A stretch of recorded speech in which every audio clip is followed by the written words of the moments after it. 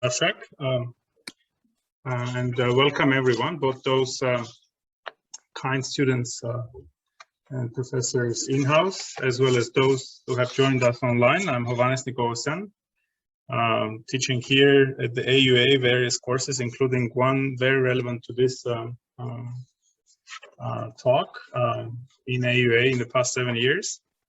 I'm actually very humbled to be invited to this conversation or to this event and discussion today. I'll be sharing some pretty modest observations I have concluded for myself in the past 10 to 12 years of professional experience in the field of how do we call it now? In the field of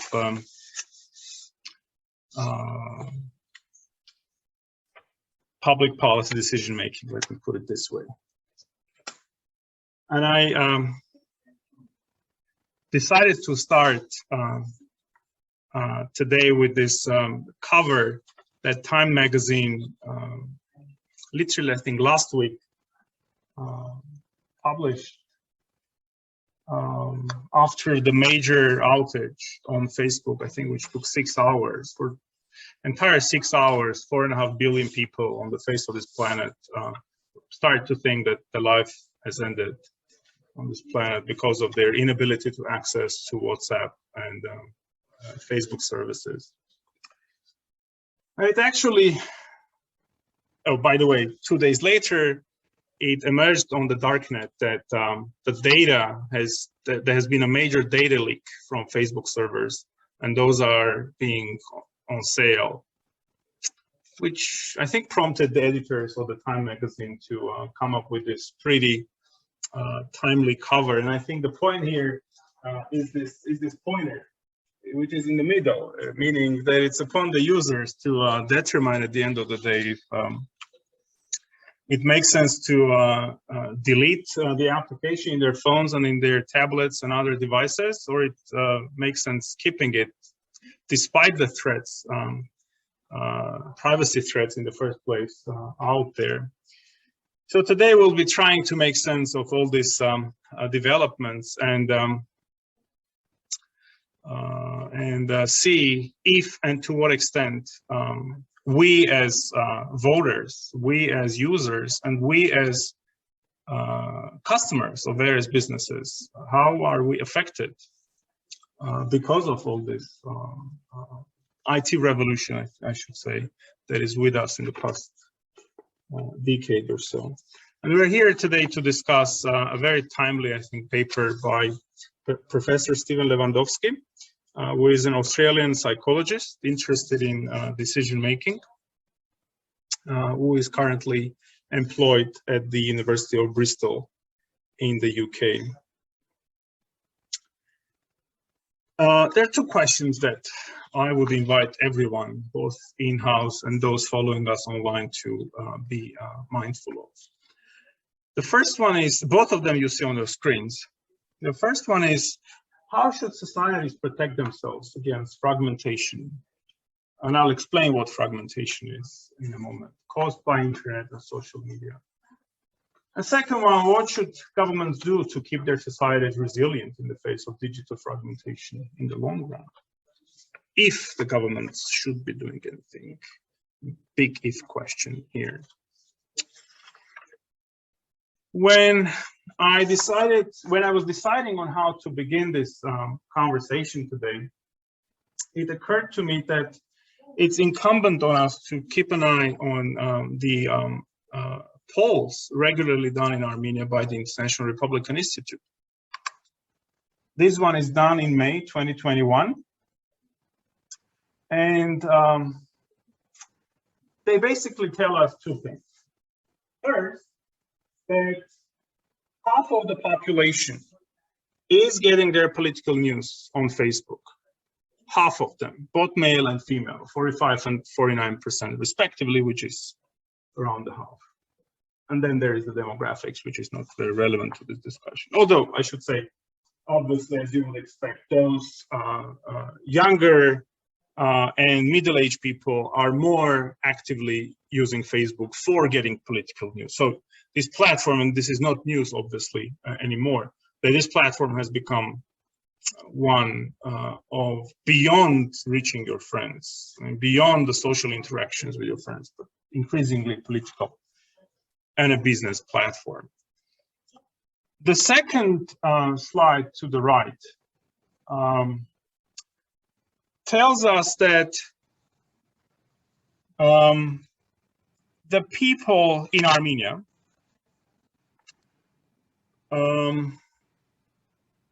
mention, when they are asked, where do you get your news? They obviously, and this is a speculation now, they obviously mention the stations, the TV channels and newspapers and websites that they perceive are more clear to the one doing the survey.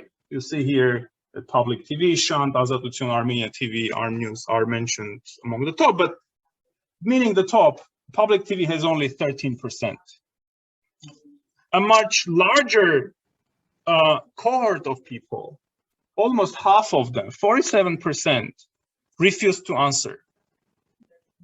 Which means that, and I'll speculate, I mean, I can speculate because I'm the expert.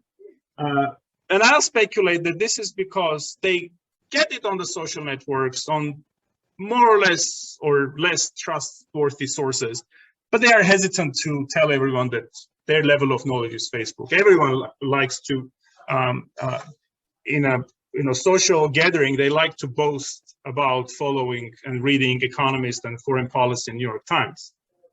Very few of them say that they read, ourbackyard.am, right? It's not sexy enough, probably.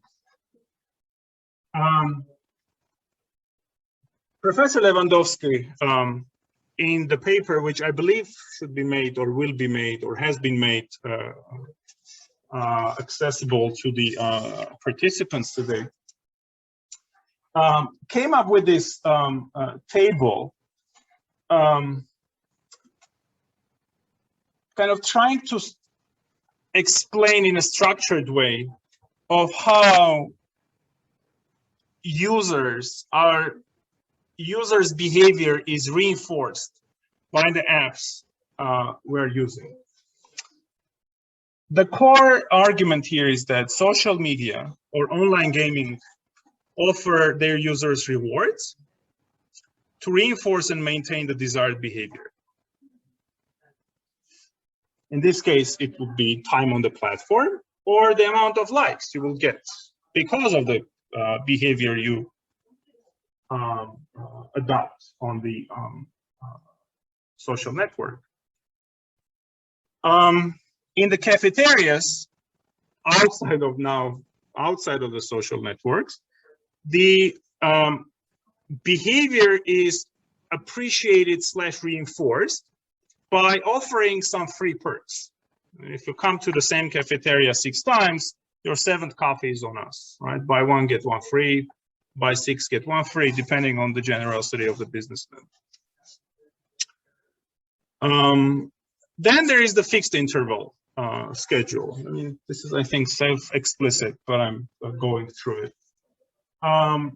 When reinforcement is delivered at predictable time intervals, meaning students are more eager to submit papers to the professors on a timely basis when they know that in a week max they will get the grade. I'm normally a late grader. I mean, I grade 2 months after submission, which makes my students less, and those present obviously know, less kind of eager to submit timely, which means I have to create some other inducements. On a more serious note, at the end of the day, this leads to a situation when you are already hooked by the social network. When you grab your phone, your first thing is to open up your app. And when you're already on the app, The designers behind it already made the necessary kind of efforts to keep you on the platform.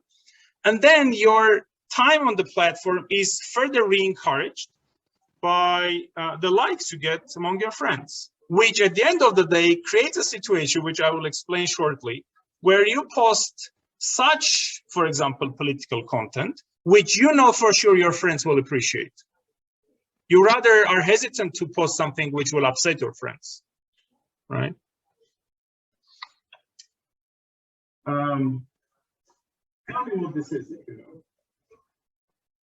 Does anyone know the item on the it's a grenade ring. First, I was thinking to put a monkey with a grenade, and then I thought that it would be denigrating to some feelings of some potentially, especially if it's going to be on the YouTube later.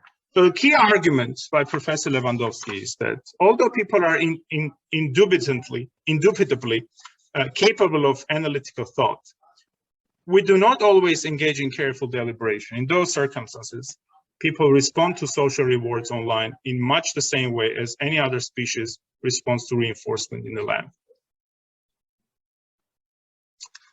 We all think we're, nice and smart. The reality is different. That's what Professor is saying here. And since the dangers are already out there, the grenade is already in the hands of some people with big ambitions. The bad news is that the ring is pulled out. What are the consequences? As I mentioned a moment ago, one of the consequences is that people calibrate their social media posts in response to rewards. You do not post things that will upset your people. You have already carefully chosen your friends and the media outlets that you follow. I'll tell you the risks about this in a few moments. But for now, Professor Lewandowsky argues, and I agree with him 100%, that people calibrate their social media posts in response to rewards, and reward in this case is a like. The result is that we live in echo chambers. Even though you think that your list of friends and list of the media outlets you follow kind of represents the popular will, the popular mood in the street. Right? You tend to believe that you read only the articles you agree with, etc. You end up living in an echo chamber. You end up living among people that everyone agrees with you, which is often mistook for the society as a whole. The risks? I started with this very latest example that drove the Time magazine editors to put it on the cover, that data leaks happen. And actually data has become the data sales in the United States has become the priciest commodity in 2020s. If you follow the amount of deals on data sales in the United States, you will be amazed. There are billions of dollars on a weekly basis.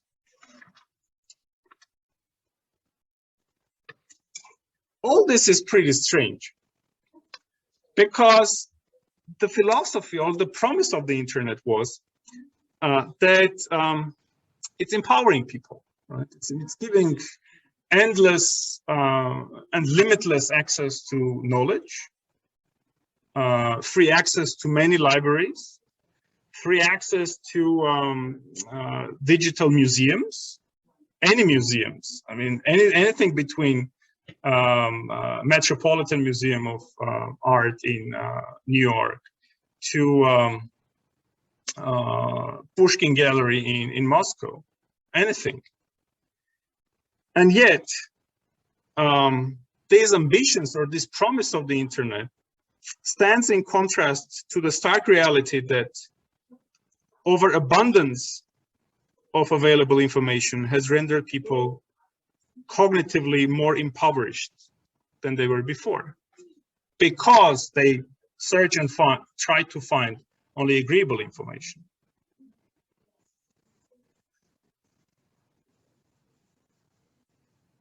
And this is a problem for many reasons. One is that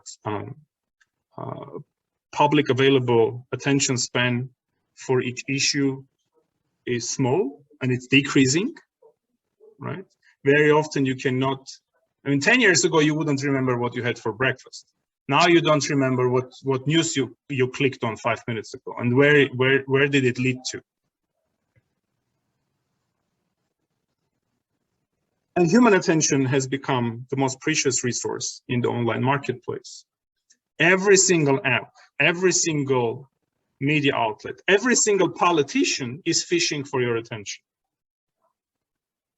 And by and large, the world hasn't changed in the past few thousand years. You still have this maximum 16 hours of awake, time to be awake, right? At least try. Maybe less for students, but you at least try to sleep for 8 hours.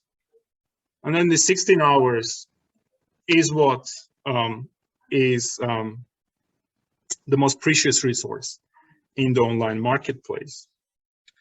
And obviously the leading platforms try to capture your attention for reselling it. I often repeat for my students, especially in the summer course I provide, that if you get something for free in the internet, then you are the product.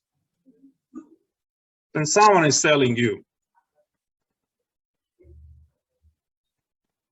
There are both good and bad news here. Maybe it is convenient for you having a conversation with your friend about a holiday in Italy and then opening the Facebook or Google search to get recommended hotels in Italy. It is convenient, right? You would do one less action to get what you would normally probably need, right? If you are interested in a holiday, you would naturally be interested in tickets, probably cabs, public transportation, museums, and hotels. Those most pessimistic about all this would see a risk here. The risk is for a human being losing the autonomy. Someone got a Nobel Prize for all this discussion 2 years ago. I mean, Dick Thaler. Richard Thaler got the Nobel Prize for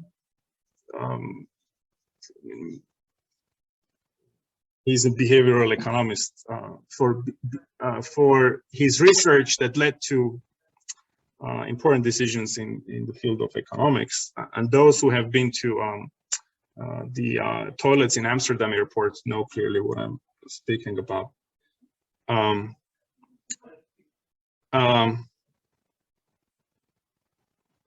Probably, yes. Probably people's autonomy suffer. Fine. If it were only for our choices of hotels or our choices of coffee shops, that would be fine. It would not be a big kind of major problem. If it were for developing our taste of music on YouTube with the suggestions or the cartoons that our kids watch, probably that would be okay.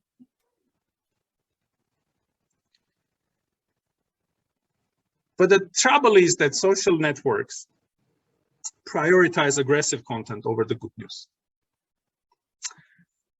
That's also in the prior decades has been the media business. The newspapers, the TV would widely report on the prime time. They would widely report on earthquakes, robberies, terrorist attacks, etc. They would not report on an important concert in the Carnegie Hall.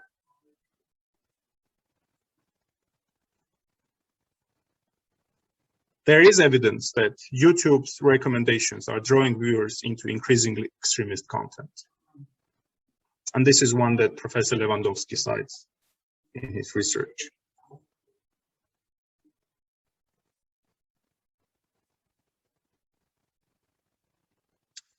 The big data that has already been amassed by big social media companies allows such a great and deep knowledge of users' behavior, and even including intimate aspects of their lives. The political use of this, arguably, has been in the case of Brexit referendum 2016, where this notoriously famous firm, Oxford Analytica, has helped the lead campaigners to sway the Brexit vote. And just to remember, the result was 51.6%. So it was only 2%, which is pretty small given also the number of the participants in the referendum. They boasted at the time that a certain amount of information they know of their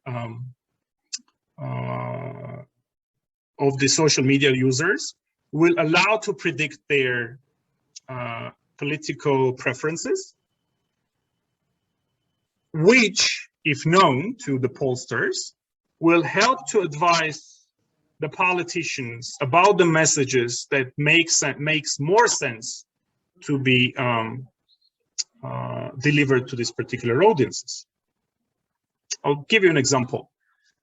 Earlier, say 10 years ago, we're 2021, 15 years ago, before the Obama campaign in 2008,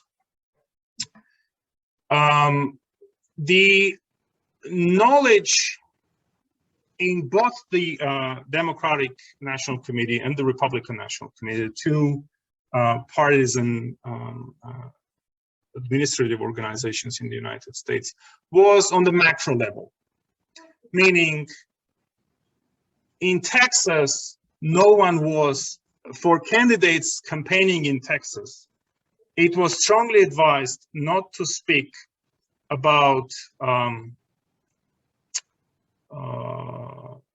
abortion,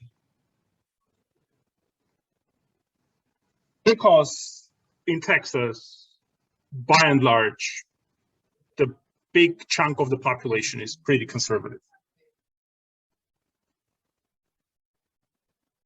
Now, the knowledge is on the micro level, neighborhood after neighborhood after neighborhood, individual after individual after individual. My favorite example is this one. And this is 9 years ago. Okay, even the I did the screenshot today. Even Forbes reminded me that this is 9 years old article. So 9 years old, when the algorithms were not as developed as today, there was this story which I will tell in a very nutshell. A teenage girl receives in her name receives a mail from Target, which is one of the largest supermarkets in the United States. There, which unfortunately for her, her dad opens the mail. And the father of the family says that her teenage daughter, received pregnancy-related advertising for pregnancy-related products in Target. And this is in Minnesota, which is probably you would have some stereotypes about Minnesota, very conservative state. The father goes to the supermarket, finds the manager, starts yelling, big argument that my daughter is a teenager, you're selling her, you're trying to sell her pregnancy-related products. A big argument, fathers go back home, angry at the supermarket. Then the general manager of the supermarket finds out about the situation, calls this gentleman to further apologize for this bad development in the supermarket earlier. In the call, the father of the family is more reserved in tone. turns out that he did find out that his daughter is pregnant. This is because 9 years ago, Target assigned every customer guest ID number tied to their credit card, name, or email address that becomes a bucket that stores a history of everything they have bought and any demographic information that Target collected 9 years ago. Imagine what it will be like 2021. The big data that is already out there allows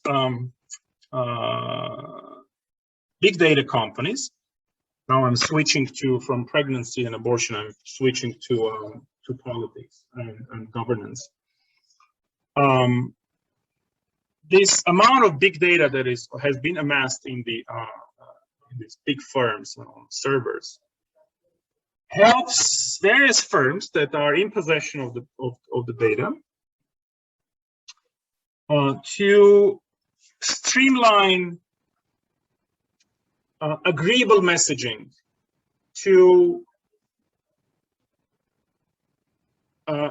very narrow segments of population of the society.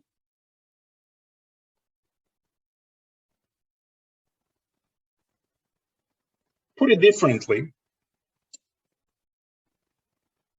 this allows the politicians to tell the same lie to different audiences in different ways, having at the end of the day received their acquiescence. In our age of anti-establishment movements, this is an incredibly powerful tool in the hands of populist politicians.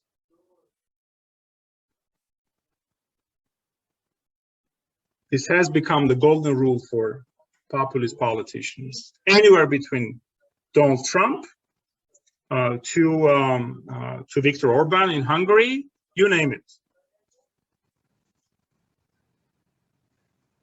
Between 2016 2018, only in those 2 years, 90% of the data in the world was generated.